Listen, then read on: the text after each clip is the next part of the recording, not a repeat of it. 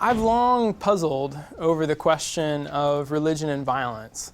I think most of you have grown up in the shadow of the war on terror, and you have been forced through the news or just through maybe discussion of current events in your family or at school to ponder the question of what motivates Muslims to kill non-Muslims and potentially to kill even fellow Muslims. I was watching Dark Knight for, what was it, maybe the 6th or the 7th time last semester. Love that movie. And I was doing it in preparation for a Torrey film discussion with some sophomore film enthusiasts. This was the first time that we did something like that, at least since I've been at Torrey, and I don't think there's actually much history of that. But we watched Dark Knight, and we discussed the film, and it was pretty profound. I learned a lot, actually, from that discussion. One of the clips that really stuck out to me in the midst of our 3-hour-long assessment of if Batman is not a hero, but more than a hero, then what is he, was a speech, or a small reflection, rather, by Alfred. And Alfred was thinking about pondering the nature of motivations to act violently. He and Bruce Wayne were thinking about Joker. They were trying to get some sort of rational, interpretive handle on what seemed like a new breed of chaos in Gotham City. Alfred had to reach back to his past, and he was thinking about an insurgency that he helped to fight in Burma, which is a real historical insurgency that he actually referred to in British history. And he was talking about the leader of this insurgency, and he came to this conclusion. He said, some people just like to watch the world burn. Do you remember that part? That stuck with me, and I've been thinking about that, how that might relate or not relate to motivations within Islam, within Christianity, within Judaism, or other religions to actually kill other people. And I've also been forced to think more carefully about this question because so many of you have come in and asked me excellent versions of this question in office hours. So I've been pondering, what in the Torah curriculum, what sort of resources do we have? I could tell you, well, you should go read the Quran, you should go read the Hadith, the traditions of the Prophet. I could tell you, go read these key Islamic thinkers. I could tell you to go study abroad in the Middle East. But you're all very busy. You all have a lot of books to read already, and we don't have any of those set within the Torah curriculum right now. So what sort of resources do we have just within our curriculum that we could draw on? And I started to think in connection with Alfred and his comment, well, maybe this is pure nihilism. Should I direct the students to Nietzsche? Nietzsche has a pretty good account of that. And perhaps he, within the books that we read, or maybe within books that we don't read, would be a key thinker to consider the motives to violence. Dostoevsky, he's another one who has some interesting figures within his work who think about the problem of evil, and they also think about the problem of authority and violence and coercion. And some of them are somewhat nihilistic. So what I direct to Dostoevsky, I came across this article recently that I think summarizes pretty well the case that I should take you to Dostoevsky or I should take you to Nietzsche to explain this problem. There's an article by Keenan Malik in the New York Times that came out just a couple of months ago, and it was entitled Radical Islam and Nihilist Rage. So here's the nihilist explanation for radical Islam and violence. This is what he says. Radical Islam is not so much something with its own, say, moral, philosophical, theological principles and grounding. It's something that attracts people that are already upset with things like globalization, things like social injustice, the imperial power of the United States, things that he likes to sum up in a word that we know but is often hard to really pin down precisely what it means. That word is modernity. So Keenan Malik says, radical Islam, it's a lightning rod. people are just drawn to it because it's really the chief resistor towards or against modernity and the encroachment of modernity. And he has this interesting phrase, radical Muslims are those with an inchoate rage against modernity. And you could probably then generalize that and say, well, that's not just radical Muslims. You could think of lots of other people that might be upset at American power, at social injustice, at globalization, at things like that. And he goes on to say, jihadism, Muslim jihadism particularly, does not actually possess a moral or a philosophical framework. Seems like a pretty radical claim. It does not possess a moral or philosophical framework. And as a result, the jihadists are reduced to raging at the world. So this is not so much a rage against the machine, but it's a rage against the United States, a rage against modernity. And it's something, I guess, you could think about in terms of the affections, the emotions, and maybe not so much in the sense of a rational account of how you should react or respond to the world, like an ethical framework, a philosophical framework, or even a framework that might explain who God is and how you should respond to these things. So I think he would tell me, well, direct your students to Nietzsche, direct your students to characters within Dostoevsky or other people, other characters or authors within the Torrey curriculum who might have this rage against modernity, because then you might understand these Muslim thinkers better. Side note, great thing about Torrey is we get to teach loads of stuff.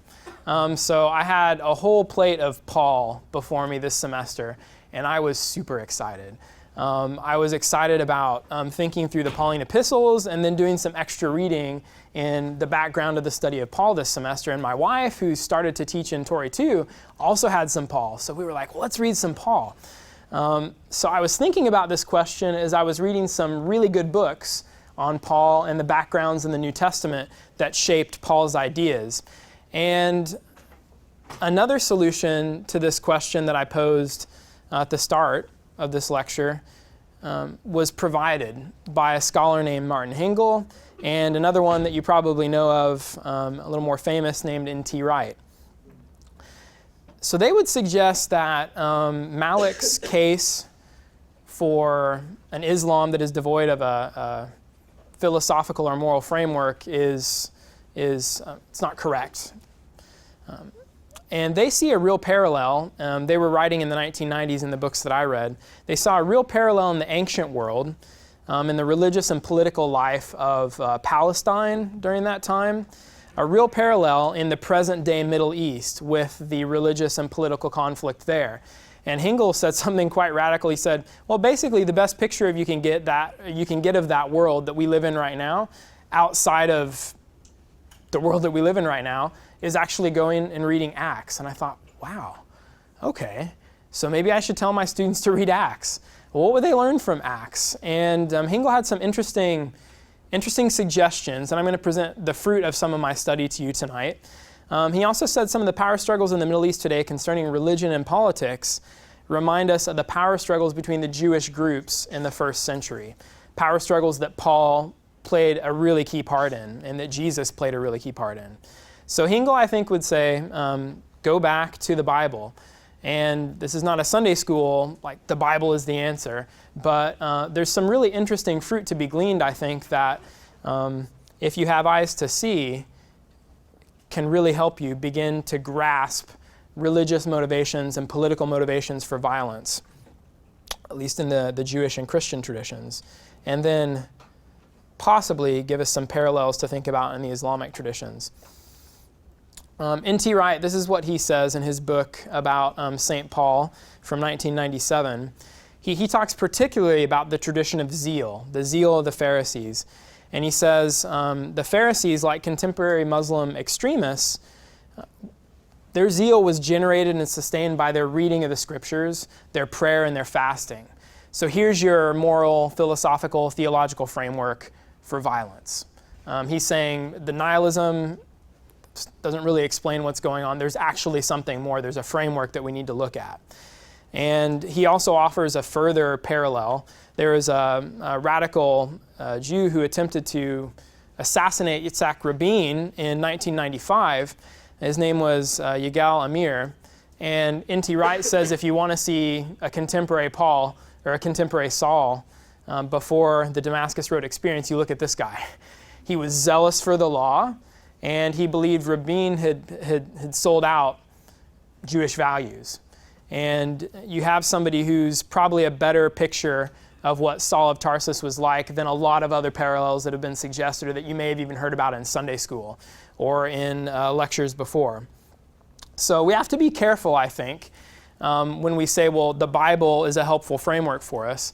What I'm going to suggest here tonight isn't a direct historical connection between a worldview, a way of thinking, a way of acting in the Bible, and a way of thinking, acting, and seeing the world in Islamic scriptures. I'm not even suggesting really an exact correspondence. But what I do want to do is explore this world, especially Saul, pre-Damascus Road experience.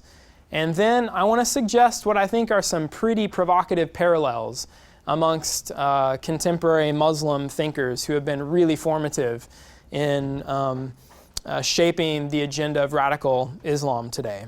So I want to be more provocative than necessarily do the careful historical work connecting the first century to the 20th and the 21st. But I think given maybe a whole class, one could start making that connection. So maybe you're getting the first lecture and the last lecture of what we could probably talk about for a whole semester, all jammed into one.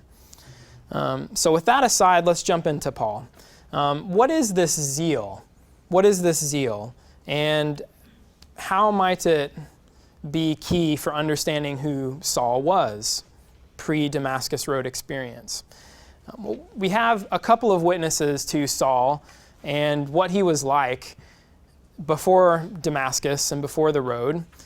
We get his own autobiographical reflections in Galatians. We get his own autobiographical reflections in Philippians. And then we get some interesting corroboration of those ideas or that picture of himself in Acts from Luke. That's really important because for Luke, we really don't think he had Paul's letters in front of him when he was writing. So there was probably an oral tradition that Luke was drawing from. And for that oral tradition, independent from Paul, corroborating Paul's picture of himself, we can be fairly sure that, okay, this is who Paul was. So what does Paul say about himself?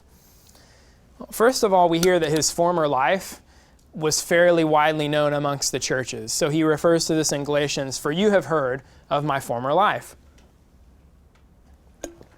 My life in Judaism, how I persecuted the church of God violently and tried to destroy it.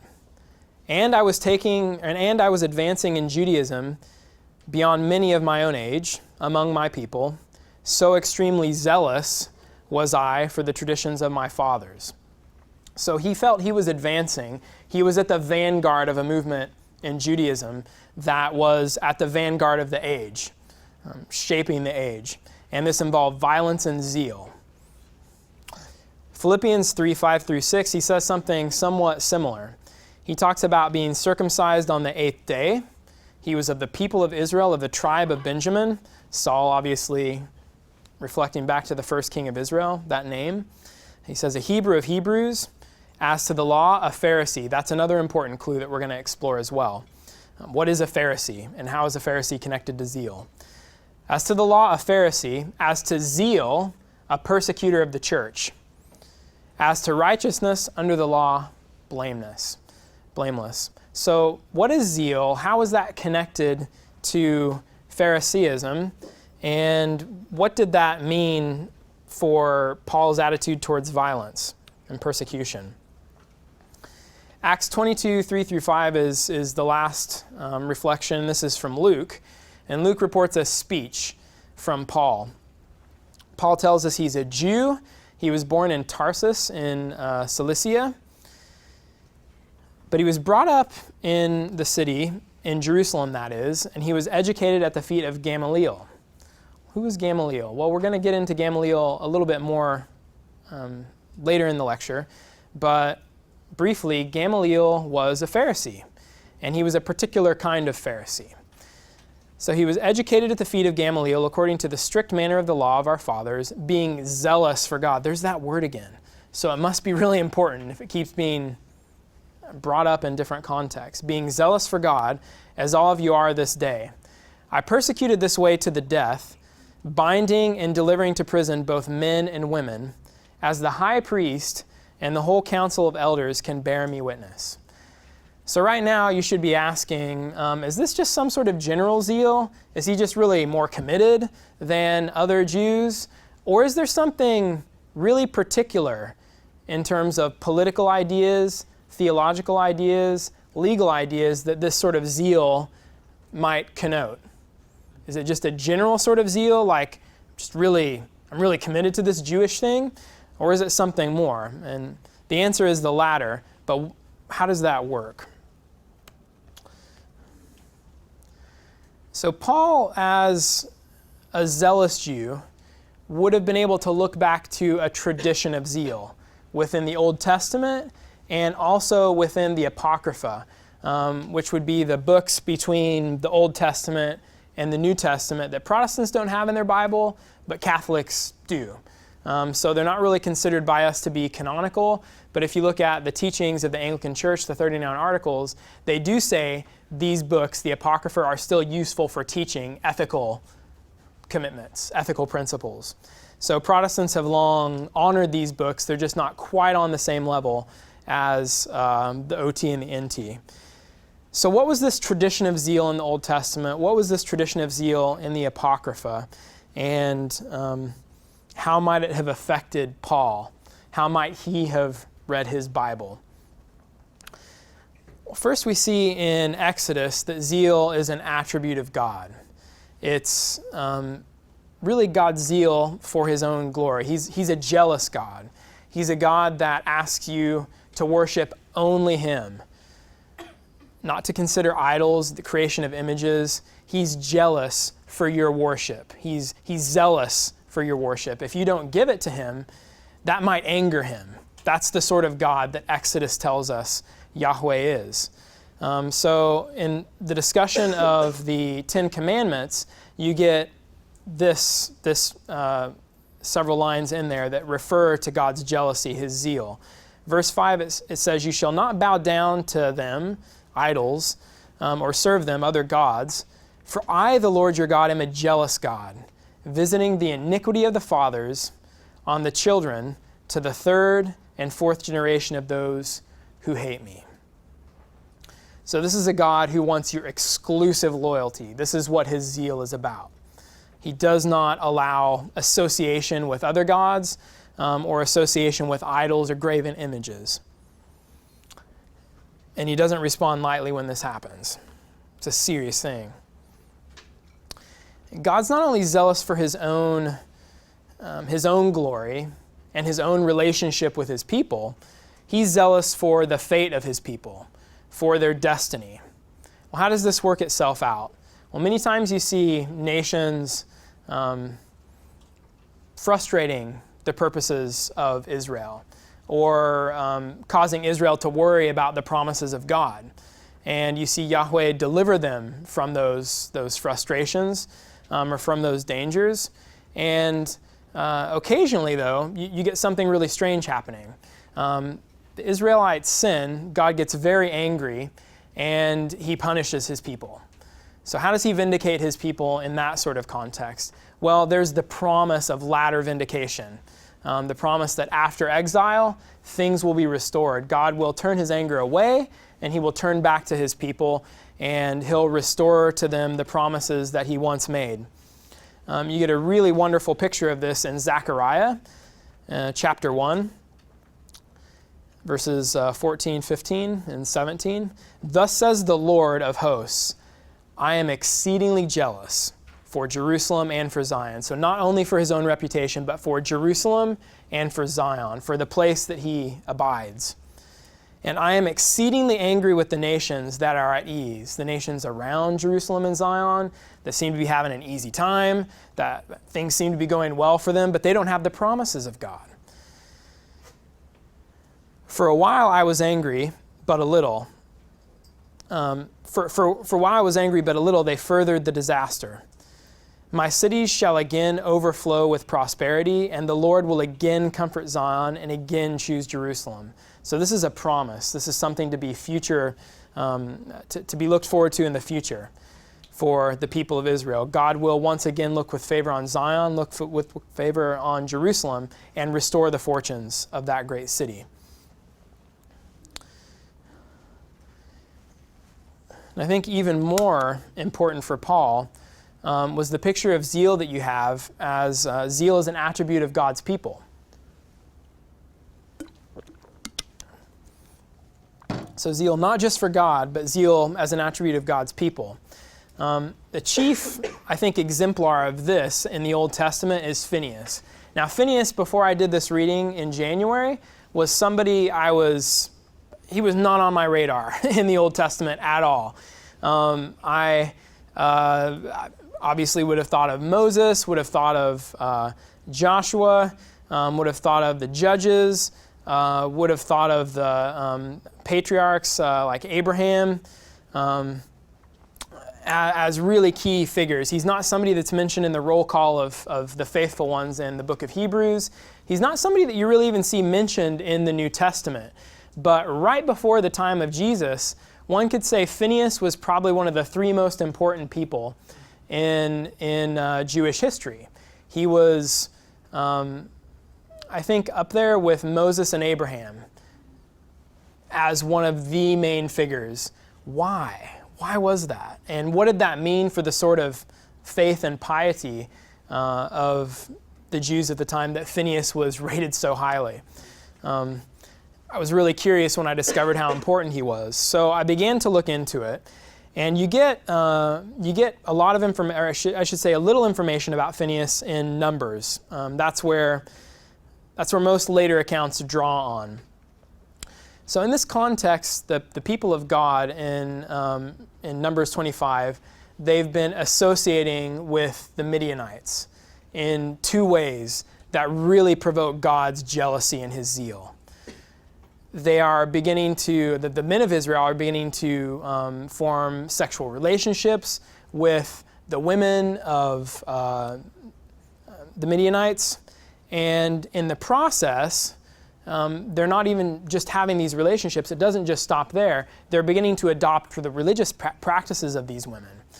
And this is very upsetting for God. And he calls to Moses, and he gives Moses a task. And he asks Moses to bring justice to some of the heads of the tribes at the time. And Moses is about to do this, but during an assembly where presumably Moses is explaining the situation, and he's about to explain what sort of justice is going to happen, Zimri, a Jew, comes out with a Midianite woman from his tent. And Phineas, it said, is filled with zeal. He's burning with zeal, with jealousy, and he takes a spear and throws it right into these two people, kills them right then and there. There's no process of justice. It's just impulse, action, death. That's it. Pretty brutal, even for the Old Testament. Well, how does God respond to this? Very favorably. Very favorably. In fact, so favorably that he forms a covenant that in later texts in the Apocrypha, the covenant is with Phineas is paralleled only with the covenant with David. Only with the covenant with David. So you'll see that in a little bit. But I just want to foreshadow a little bit. So in Numbers 25 it says, Phineas the son of Eleazar, son of Aaron the priest, has turned back my wrath from the people of Israel, in that he was jealous with my jealousy among them. So he had God's jealousy, God's zeal, so that I did not consume the people of Israel in my jealousy. So this is really significant. Phineas is consumed with God's jealousy. He enacts an act of violence that circumvents the process of justice, and in doing so, he atones. He atones for the people of Israel. He's gifted in return with a covenant of peace and a perpetual priesthood. Where else do you see this reference to a perpetual priesthood? Melchizedek and with Jesus. It says, because he was jealous for his God and made atonement for the people of Israel. So it's a small episode in some ways, in Numbers, but faithful Jews picked up on this and really exploited this in terms of the insight it provided them and how they should act and what zeal for God actually meant. There's another episode, the last one is in Numbers 31, where Phineas is not engaged in an act purifying the people of Israel. He's engaged in an act extending Israel's power and in an act, you might say, of vengeance against the Midianites. So he was purifying Israel's camp before. Here you have Phineas going out with the soldiers of Israel to conduct a holy war according to the rules that God set forth.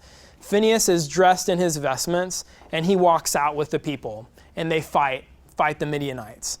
So it's a case of God going against another people and vindicating his people through violence against another people. And that's the sum total, really, of what we know about Phineas from Numbers. Who else is said to be zealous in the Old Testament? Well, Elijah. Elijah is, along with Phineas, and later the two sometimes are equated, that Phineas and Elijah were the same person in apocryphal scriptures. But at this point in time, Elijah is simply another embodiment of what it meant to be zealous. You might remember the situation he found himself in, fairly lonely. Jezebel had the prophets of Baal, and they had captured the imagination of the king and the queen and the people, and Elijah was isolated and lonely, but challenged these prophets to a contest. It ended well in some ways for Elijah. These prophets were consumed, destroyed, and wiped out in a really impressive act. And this earned Elijah later in Judaism the nickname Prophet of Fire, which I think is really interesting. But after this act, he had to run for his life. And he was scared. He didn't really know what was going on. And finally, God spoke to him on a mountain and told him how he was going to deal with things. God was going to preserve a remnant, about 7,000 of his people, and he would appoint 3 successors to finish the work that Elijah has started.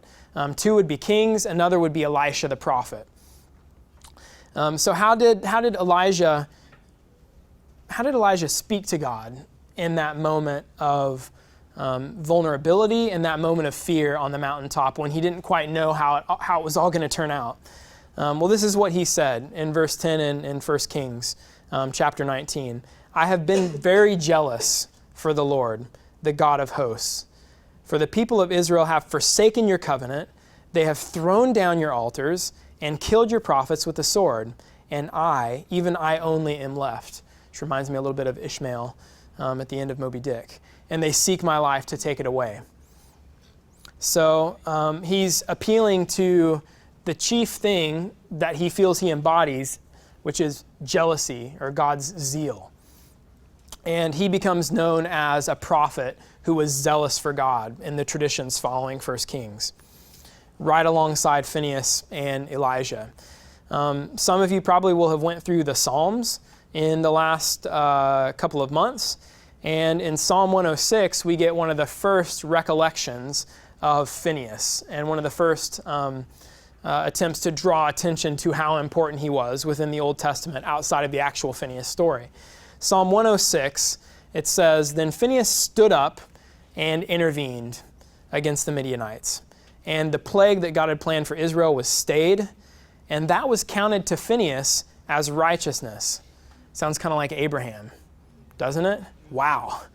Just like Abraham, except in this case it was Phineas' zeal, not necessarily his faith. It was his zeal and his action. Counted to him as righteousness from generation to generation. Just like God's promise to perpetuate David's kingly house from generation to generation forever. Wow. So that tribute to Phineas would excite the imaginations of Jews forever after. You get another reference in 1 Chronicles 9:20.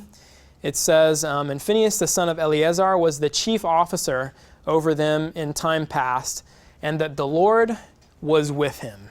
So he's a man of God honored there in 1 Chronicles.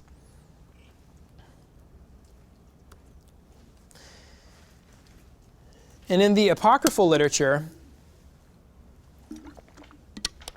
the book of Sirach, or it's called The Wisdom of Jesus is an alternate title, you get a large roll call of the people of faith, kind of like in the book of Hebrews, but this is obviously pre the time of Jesus and right in between the Testaments. And in this roll call, Phineas has an extremely prominent place. Elijah is important, but only the two of them are isolated and praised, particularly for their zeal. No other person in that roll call is identified as having been praiseworthy for exemplifying God's zeal, except Phineas and Elijah. So this is what it says about Phineas in Sirach, or the Wisdom of Jesus. Phineas, son of Eleazar, ranks third in glory. This is what I was telling you about. Moses, Abraham, Phineas, right? Natural, huh? Phineas, son of Eleazar, ranks third in glory for being zealous in the fear of the Lord and standing firm when the people turned away, in the noble courage of his soul, and he made atonement for Israel. So he's zealous, he's courageous, he ranks with Abraham and Moses, basically. And it also talks about God's covenant with Phineas being on the same lines as God's covenant with David. So what about Elijah? Here's where the prophet of fire comes in.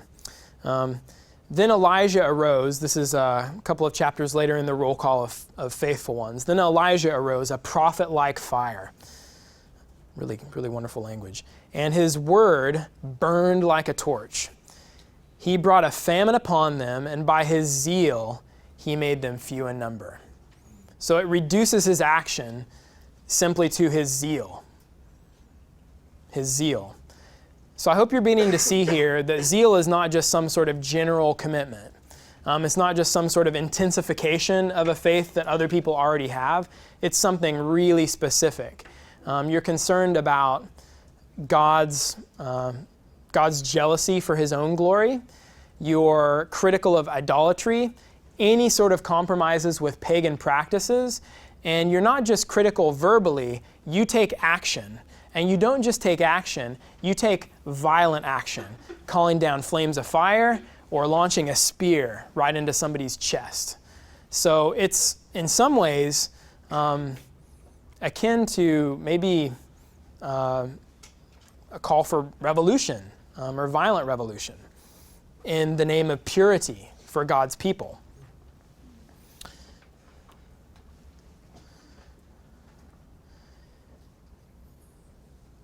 In a little later, in the intertestamental period, you get something called the Maccabean revolt. And this revolt is provoked by a Greek king named Antiochus Epiphanes. And it's within this Maccabean revolt and in the book of 1 Maccabees that you really see this tradition of zeal coming together. And you can see that, oh, okay, this is how it might have come together for Saul, the young Saul, when he would have been reading through his Greek translation of the scriptures and the intertestamental scriptures here. So in 1 Maccabees 1, 41 through 64, Antiochus Epiphanes, he begins his reign, and he starts it off basically in a really provocative way. He declares the Torah invalid. He begins to destroy books of the law. He desecrates the temple. So the fear in Daniel of the desolating sacrilege, this is it. It's happening right here with Antiochus Epiphanes. Many faithful Jews who are refusing or resisting him are put to death. and God's anger is provoked. So God's jealousy for his people is provoked. How will his people respond? Well, there's a really detailed story about Mattathias, who is a priest in the town of Modane. And he is connected with this tradition of Phineas and zeal. So the king's officers are going around from village to village, town to town, and they are enforcing compliance with the laws of Antiochus Epiphanes. And they're doing this by bringing out Jews into a public place and forcing them, especially the prominent ones in the city, to make sacrifices to a pagan altar. So Jews are doing this all around Israel. But when it comes to the town of Modane, the king's officers arrive and they come directly to Mattathias. They say, "You're an influential person in the city or in the town, and it's really important what you do." So the people are trying to court him and trying to encourage him to comply. But when the Jews gather, Mattathias is there with his sons, and a Jew comes forward in public to sacrifice at the altar. Mattathias, it's said in Maccabees, he burns with zeal, and he rages forth, and he kills this man. He kills the king's officer, and then he overturns the altar. The next thing he does, he flees to the hill country. So here you have the template for revolt and revolution against Rome in the first century, in the time of Jesus. Mattathias kills the Jew who's going to compromise with pagan principles. He kills the representative of the king. He destroys the altar and goes into the hill country to start a revolt. In verse 26 it says, "Thus he burned with zeal for the law." Here's a new twist. It's not just zeal for God now. It's zeal for God's law specifically. He burned with zeal for God's law, just as Phineas did against Zimri, son of Salu. So the Phineas tradition, you can see, is alive and well from Numbers on into Psalms, into the time of the Maccabees, which is just a couple hundred years before the time of Jesus. Mattathias was like Phineas. Mattathias has a son, Judas, who becomes a leader in the revolt. And Judas also takes on part of the role that Phineas played for the people of God. In 1 Maccabees 3:8, we hear that in the midst of the revolt, he went through the cities of Judah and he destroyed the ungodly out of the land. So that's not just Greeks. That's not just officers in Antiochus Epiphanes' army, people that are working for him. That's Jews he's killing. He's going through and taking out Jews who are compromising with paganism. And it says, "Thus he turned away wrath from Israel." He atoned for Israel with these actions of violent zeal. So here it's Phineas almost reincarnate to a certain extent in the actions of Judas. How does this tradition get taken up in the first century, and especially by people that are mentioned directly in the New Testament?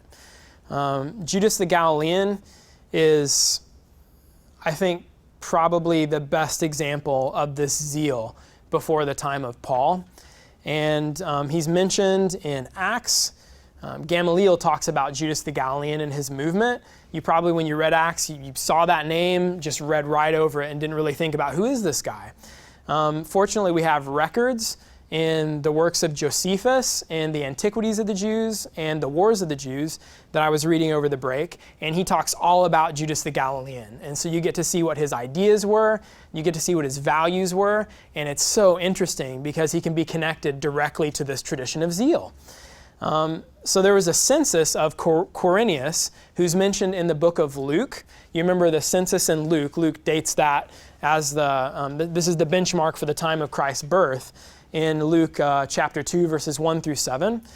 And it was this census that provoked the zeal of Judas the Galilean. So imagine at the birth of Christ, you have this movement going on, this revolutionary movement that really captures the imagination of, I'd say, almost the majority of the people if they're not directly taking part, their imaginations are fired by what Judas the Galilean is doing. Josephus is somewhat of a Hellenized Jew, meaning he's indebted both to Jewish culture and to Greek culture. So when he's writing, he tries to describe things in terms that the Greeks will understand. So he says, Jews, we have three main philosophies. And he's explaining the ideas of Judas the Galilean. And he says we have the Essenes, we have the Sadducees, we have the Pharisees, and we have this fourth philosophy. And this is what Judas the Galilean embodied. And what I want to make a case for as we go, again, just to kind of look ahead, is to talk about the views of Saul as a combination, to some extent, of a Pharisaism and the fourth philosophy that Josephus talks about. So it's a Pharisaism, but it's a fourth philosophy-influenced form of Pharisaism. So what was this fourth philosophy of Judas the Galilean, and how did it elaborate on the tradition of zeal that we saw in Phineas all the way up through the Maccabees? Well, this is what Judas stood for. Josephus even uses the word zeal to describe him. He says he became zealous to draw the people to a revolt. And he said that taxation was no better than slavery. And he had a great many followers. And Josephus doesn't like him at all. So for him to say he had a great many followers, he's kind of grudgingly conceding that point, probably through gritted teeth or a clenched pen or something, whatever he wrote with. These men, he says, agree, these fourth philosophy people, the followers of Judas, agree in all other things with the Pharisaic notions. So he's even seeing a connection between the fourth philosophy and the Pharisees. But they have an inviolable attachment to liberty, and they say that God is to be their only ruler and Lord. Right here I'm reading this, and I'm immediately thinking about some Islamic thinkers that I've read, because I'm seeing some huge parallels. So we'll get to that. But I want to talk just a bit more about Judas, and then we'll get into Paul. So what does Judas mean by the sole rule of God?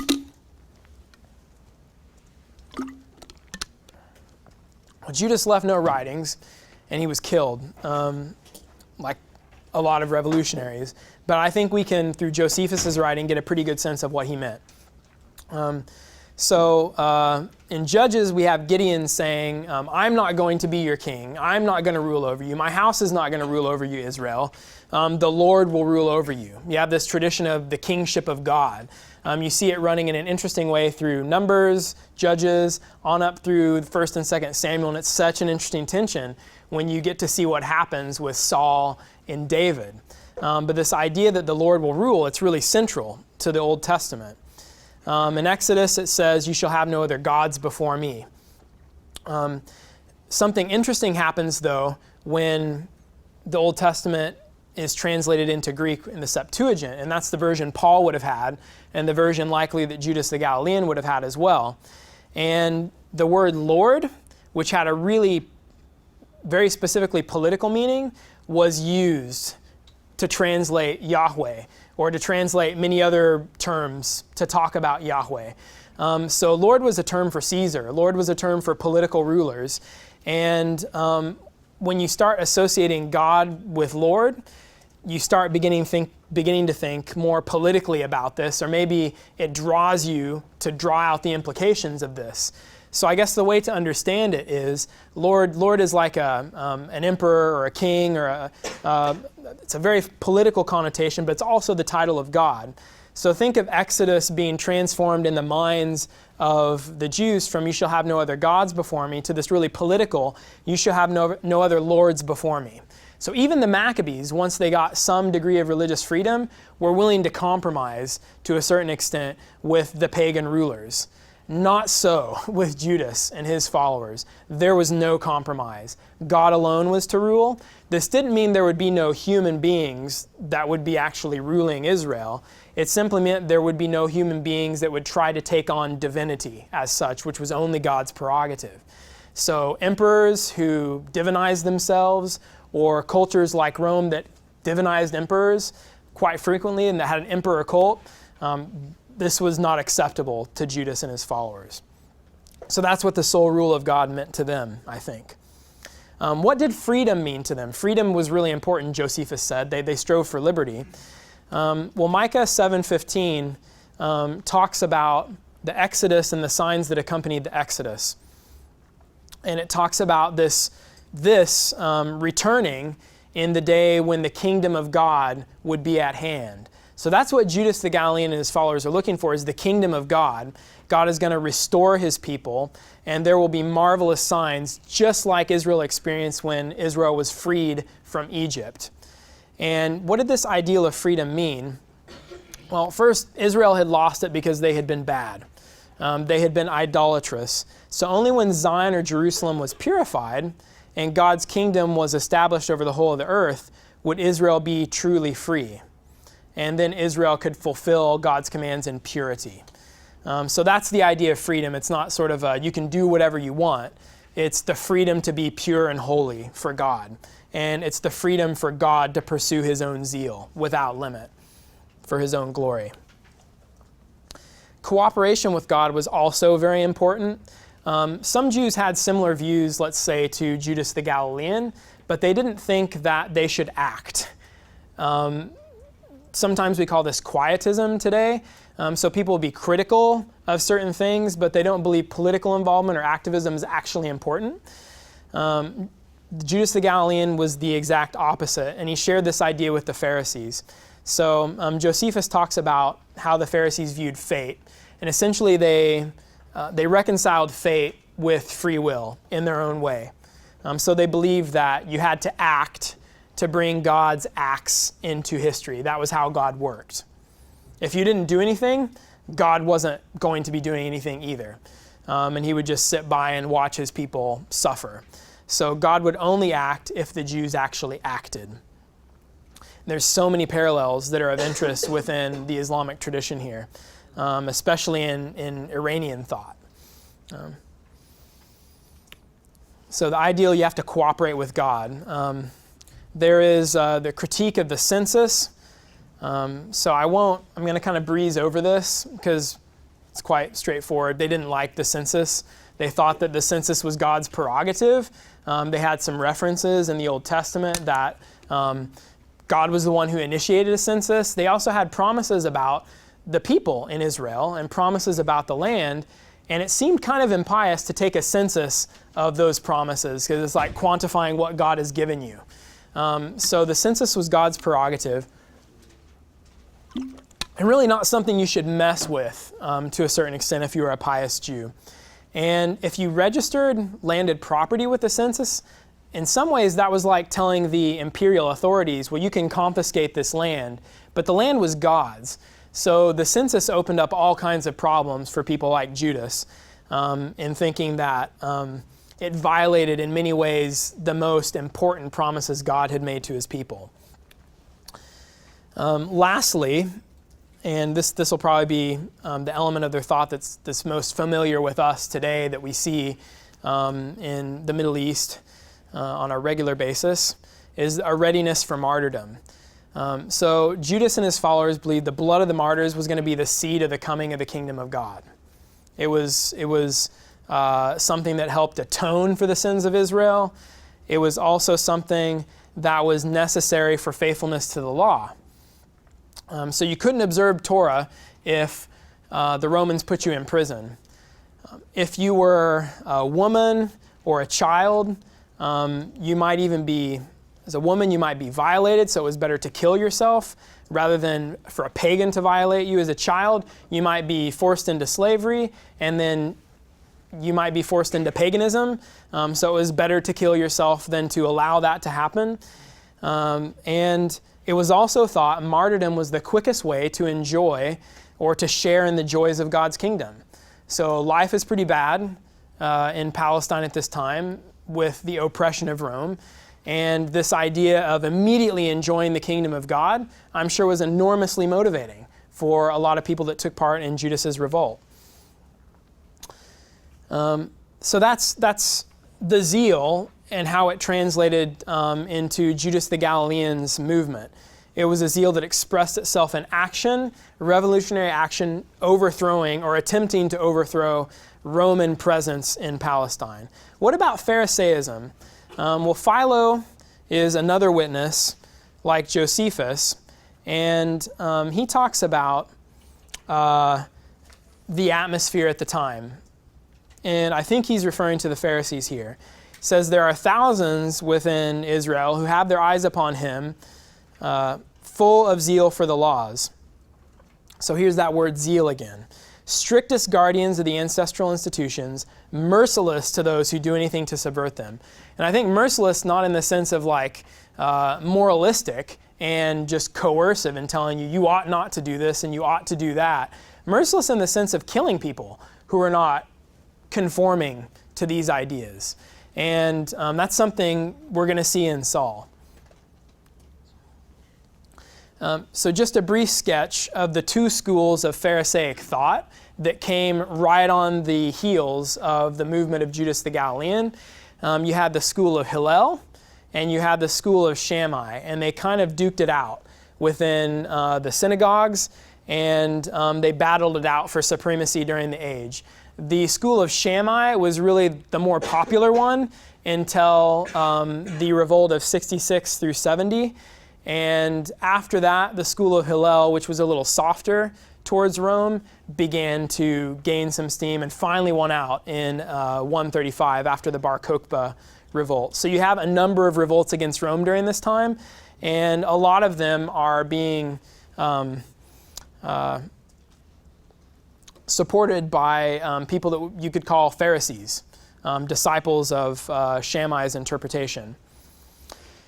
So a key question for the Jews of the age wasn't so much how do I be pure or how do I work myself into heaven. I think that's what we often think about when we think of Saul and when we think about the Pharisees. It was more, how can one be a loyal Jew? How can you be a loyal Jew, like Phineas, for example, faced with this pagan oppression from outside and disloyal Jews from inside of Israel? So you got people, you might call them the fifth column within Israel, who are subverting Israeli traditions. And then you have these pagan oppressors who are trying to take God's attributes upon themselves. Hillel was particularly lenient. He basically said, live and let live, to sum it up. His stance was more of what we might call a quietist stance, not so much an activist stance. But Shammai was a stricter thinker on this, and he thought you should strongly oppose any sort of blasphemy or any sort of imposition of paganism, even with violence. So where does Saul fall in this? And I've hinted towards my answer a little earlier in the lecture. I think he's firmly on the side of Shammai in Pharisaic thought at the time. He was born in Tarsus, which was a Greek metropolis, and a lot of Greek culture, a lot of training in rhetoric and philosophy, but Paul's letters don't show any evidence of that. I think the only person he quotes is the poet Menander, and it's some throwaway line that probably every Greek would have known. So he didn't have any sort of education in schools like that in Tarsus before he went to Jerusalem. At most, when he got his Greek education, because he is good in Greek, it's just kind of an uncharacteristic, not Homeric, not Euripidean, not really what you would have got in the Greek schools, more in probably Greek-speaking Jewish schools. He would have come across the traditions that we've been talking about, and he would have been exposed to Scripture, and he would have been exposed more to the ideas I've been narrating really than typical Hellenistic ideas in Tarsus that would have been widely circulating. And it says he continued his education in Acts in Jerusalem, studied under Gamaliel. So here's a problem. Gamaliel was a Hillelite. So his chief teacher was a Hillelite. Well, what are we supposed to do with this? Okay, I'm wrong. Let's just stop. Everything was incorrect. No, I think we can reconcile this. So when Saul came to Jerusalem, he was enormously motivated to become a learned Pharisee. Who was the greatest teacher of the age? It was Gamaliel, even though he was not of the teachings of Shammai. So what do you do as a good student? You want to seek the best teachers. You want to go and you want to sit at their feet, even if you might not always agree with everything. You want to seek the most famous, and I think that's what he was doing. In any case, we can see a real difference between how Saul responds to the church and how Gamaliel responds to the church. So I think there's a clear difference there that puts Saul on the side of zeal and Phineas, and Gamaliel obviously on the side of Hillel. So this is Gamaliel's approach to Judas the Galilean, and also his approach to the new way within Judaism. It says, this is Gamaliel's speech in Acts. He's, I think, talking to the Sanhedrin about how they should respond to this crazy new way, this Jesus way movement that has risen up.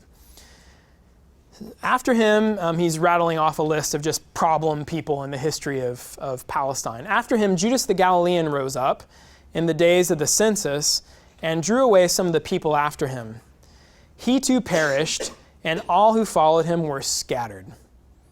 So in the present case, I tell you, keep away from these men and let them alone. Here's the quietism. Just leave it be. Just live and let live. For if this plan or this undertaking is of man, it will fail. But if it is of God, you will not be able to overthrow them. You might even be found opposing God. So this, in my view, is just pure Hillel right here. Just let it be. See what happens. If it's of God, okay, it's going to succeed. If it's not, it just won't. Your actions aren't going to have anything to do with that. Not so with Saul. Not so with Saul at all. His is not a live and let live attitude. We first encounter him in the case of Stephen's martyrdom. And so Stephen's accusers say some very interesting things about what worries them about Stephen's teaching. And I want to take you into that here right now.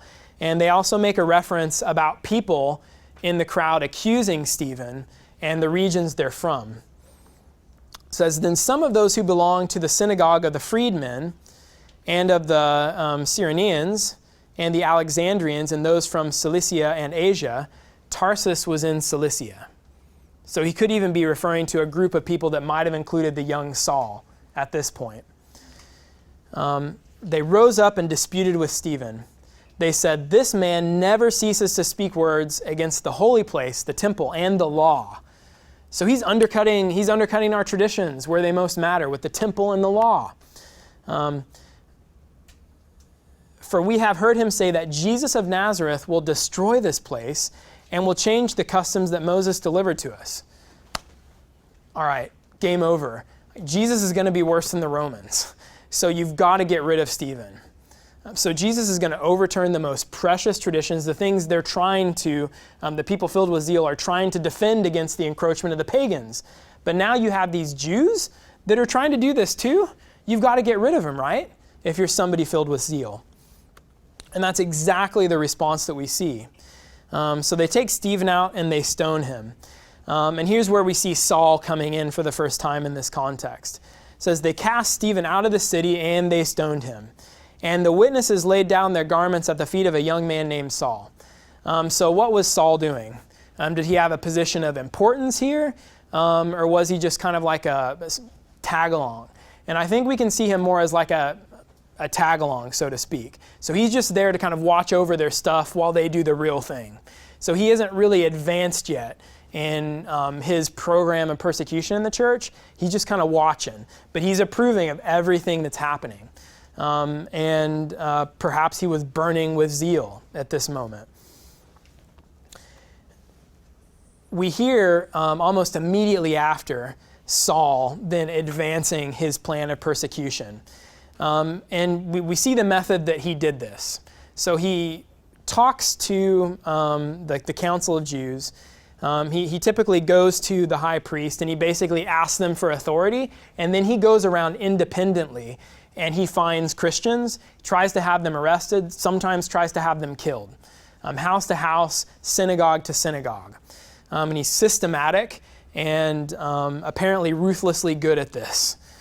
And very self-motivated. In Acts 8 it says, and Saul approved of Stephen's execution, and there arose on that day a great persecution against the church in Jerusalem. So Saul's rooted in Jerusalem at that time. He was educated there. We even hear in Acts, Saul had a sister in Jerusalem and a nephew, so he has family there. And he is full force against the way in Jerusalem. And it says the church was scattered, and Saul was ravaging the church and entering house after house. He dragged off men and women and committed them to prison. Picks up this story later in Acts 9, 1 through 2, right before Saul's fateful trip on the Damascus road. And it said, Saul was still breathing threats and murder against the disciples of the Lord. And he went to the high priest and asked him for letters to the synagogues at Damascus, so that if he found any belonging to the way, men or women, he might bring them bound to Jerusalem. So this campaign is now somewhat complete in Jerusalem, in Saul's view, and he's going abroad. He's going to purify Israel to the borders of the promised land. He's going to start in Damascus. But something happens.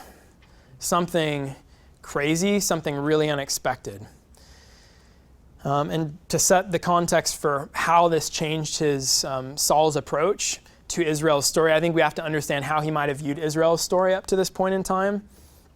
And I think he would have read Israel's scripture just like any good Shammite Pharisee at the time, and it would have been this way.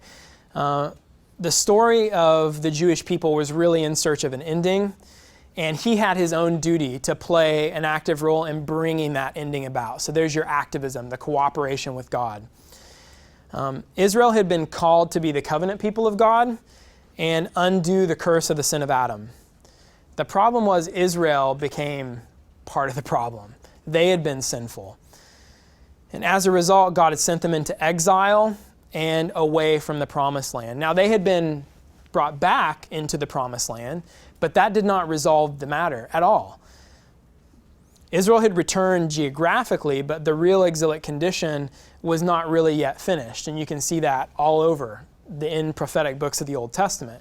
So we've returned, but the exile is not finished yet. The temple has not really been restored.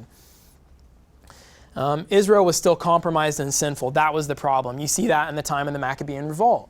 Judas Maccabeus has to try to purify the people. But even that didn't do it. So you needed some sort of new Judas Maccabeus, a new Phineas.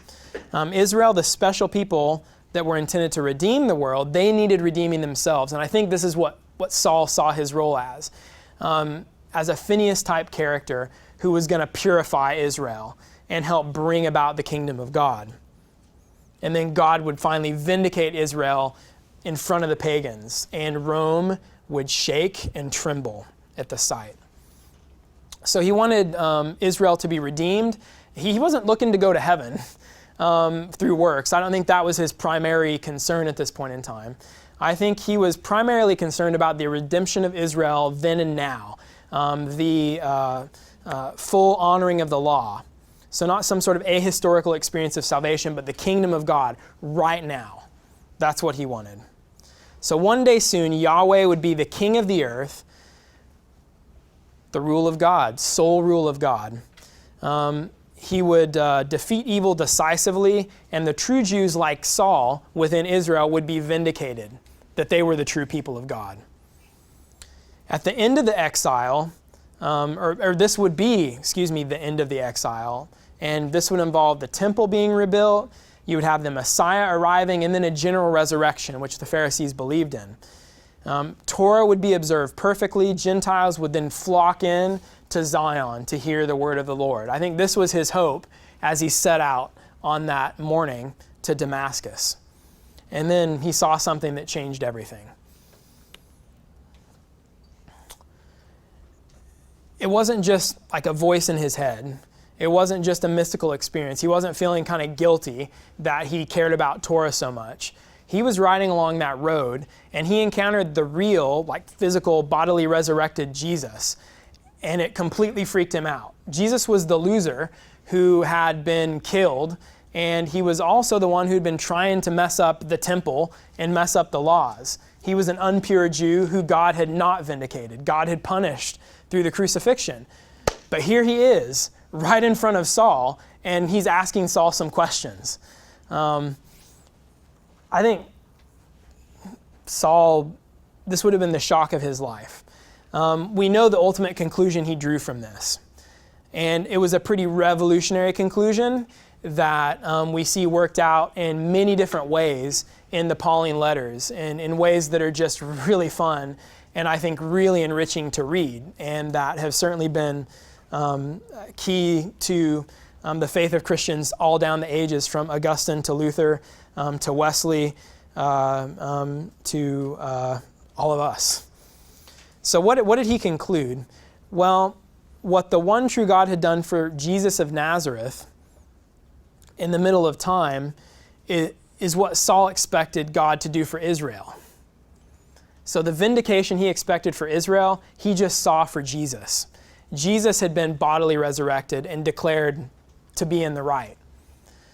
So something must have been right about what Jesus was doing for this to happen. And Jesus had once seemed to Paul to be the anti-Messiah, and now Paul was rethinking all that. He failed in his defeat of the pagans, and had really only succeeded in getting a group of people to sit loose to the Torah and the temple. But now Paul was reevaluating that view of Jesus. The resurrection, he tells us this in Romans, the resurrection demonstrated that Jesus and his followers were right. So this is the big conclusion that he's beginning to see. And you know how he talks about his conversion? He talks about it really, I think, in terms of a transformed zeal. So he looks back in Romans to his old life and to this old Phineas, Elijah, Maccabean tradition, and he's thinking about his fellow Jews at the time. Maybe he has an eye on the 66-70 revolt, or the idea that something like that could be stirring, and he says in Romans 10:2, I bear them witness that they have a zeal for God. So Paul can relate to that. That's what he was like as Saul. I bear them witness they have a zeal for God, but it's not according to knowledge. So something had gone wrong in the interpretation of the Phineas tradition. Something had gone wrong, and it had shaped Saul's life, and now he was reworking that. He says in Romans 12:19, Beloved, never avenge yourselves, but leave it to the wrath of God.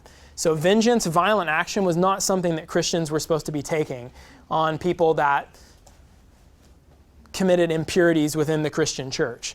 You had to take a different approach. And he draws on Proverbs here and also a Song of Moses. In 2 Corinthians 11:2, he says, I feel a divine jealousy for you, for I betrothed you to one husband to present you as a pure virgin to Christ. So you have zeal and jealousy for the church now, for the bride of Christ, and not zeal for the law, so to speak. And I just find it fascinating that you see zeal now coming up so prominently in Paul's letters. Well, where does that leave us? I think we can draw some conclusions. So I think I don't have time to make all the minute and I think fascinating and possibly really difficult historical connections between Saul and this tradition of zeal and Islamic extremism. But I think we can sum it up by saying we see here a zeal for the law and a zeal for God that just is not quite according to knowledge, as Paul would have had it. And I think it's fascinating to think about how many Muslims I've heard of who have come to faith through a dream, like an encounter with the real bodily resurrected Christ. And they have a transformed understanding then of what their zeal should really be about. So the Jesus who was not vindicated in their view because he was never really crucified, becomes the crucified and then risen Jesus, and it changes everything, their view about God and their view about the law. So this zeal that's not quite according to the law or according to knowledge, I think you can see very prominently in Sayyid Qutb, who's probably one of the most influential radical Muslim thinkers of the 20th century. He was, I'll connect him a bit here in a second as we conclude to Al-Qaeda, but I want to just give you a brief background on his life. So he was a leading intellectual in Egypt in the 50s and 60s and connected to the Muslim Brotherhood. You may have heard about the Muslim Brotherhood in the Arab Spring. They finally took power for the first time and then lost it, which has been really deflating for a lot of my former students back in Qatar who hoped that the Muslim Brotherhood would provide an alternative to the secular authoritarianism that had been so awful for the Arab world. It's been deflating for a lot of people who had high hopes for the revolutions in the Middle East.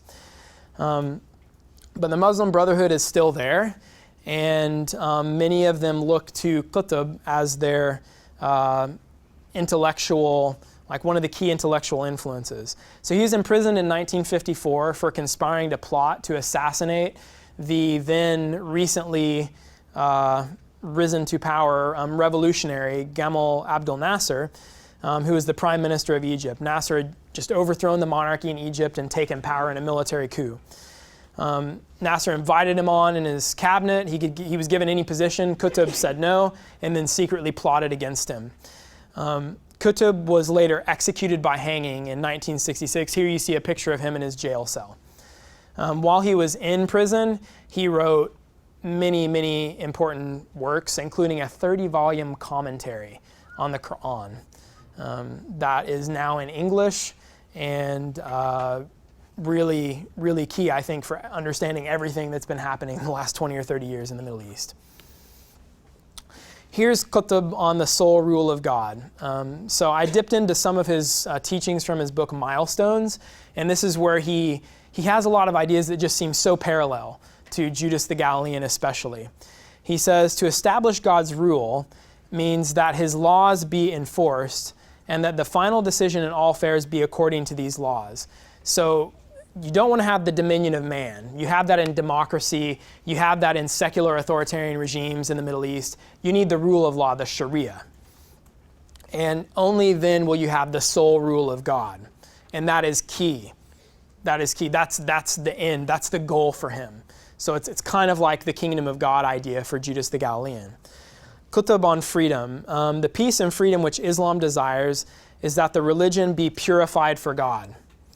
That the obedience of all people be for God alone, and that some people, that some people should not be lords over others.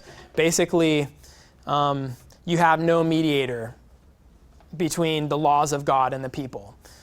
Any other regime, people are not free. So that's his definition, not our modern definition. And how do you bring this about? Well, you have to strive actively. You can't just sit back and expect God to do it. You have to strive actively. And Islam is all about this striving, this jihad.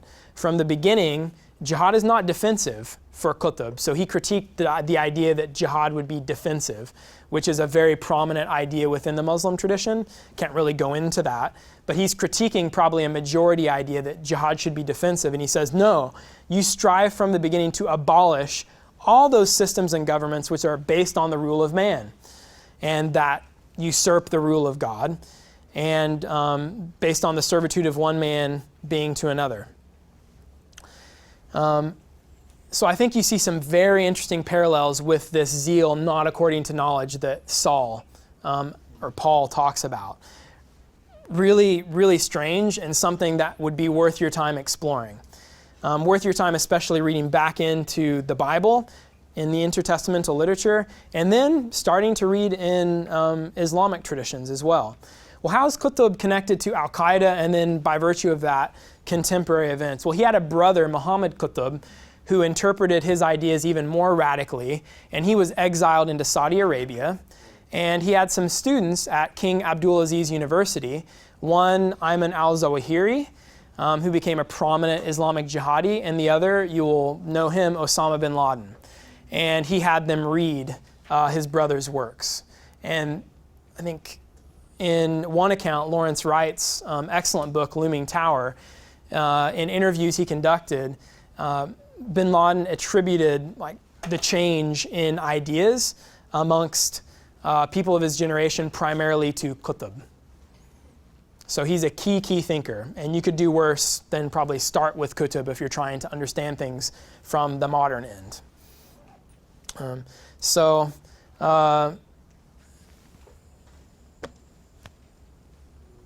How should we think about, the movement in conclusion? How should we think about Muslims today?